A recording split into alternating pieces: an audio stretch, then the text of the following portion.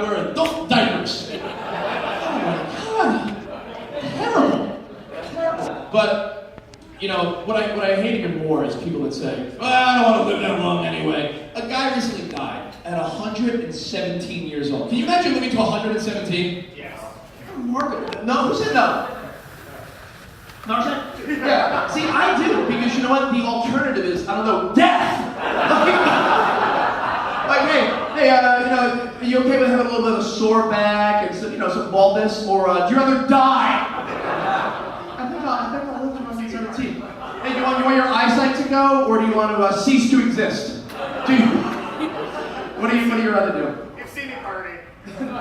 But you know what's fun to me about this is that we don't know what happens when you die, right? We don't know what happens. You sort of hope. Does everyone have the same little fantasy? Like you hope you go to heaven.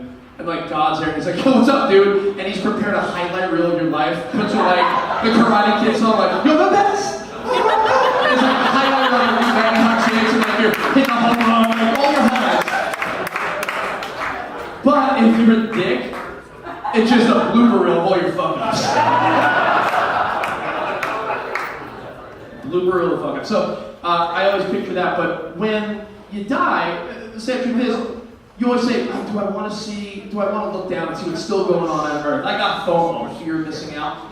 But I don't, under any circumstances, want to see what's going on once I die. Because that just makes me think, like, is my grandfather approving of my porn category choices? Like, Richie, what are you picking? I mean, no one thinks that, like, oh, grandma's looking down on everything you're doing. On everything you're doing.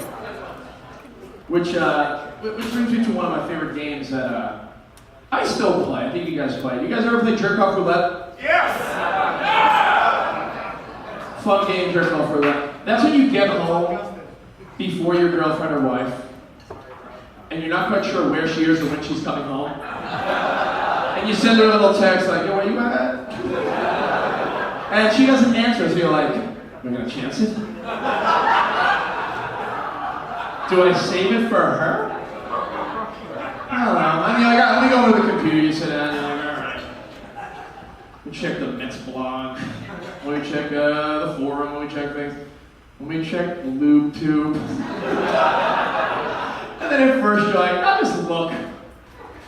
Within a minute, the lube's out. Because by the way, my penis is not like barbecue ribs. No dry rub here. You need lube. So you're having at it with yourself. But you do the same, every guy does the same thing. When you don't know when the person's coming home, every like 30 seconds you stop, and you go to the blinds and you're like, and you go right back. I put you know the Christmas bells on the door? I put those on the front door, all seasons. Just so I get that little doorbell warning. And the dog's looking at me like, I know what you're doing.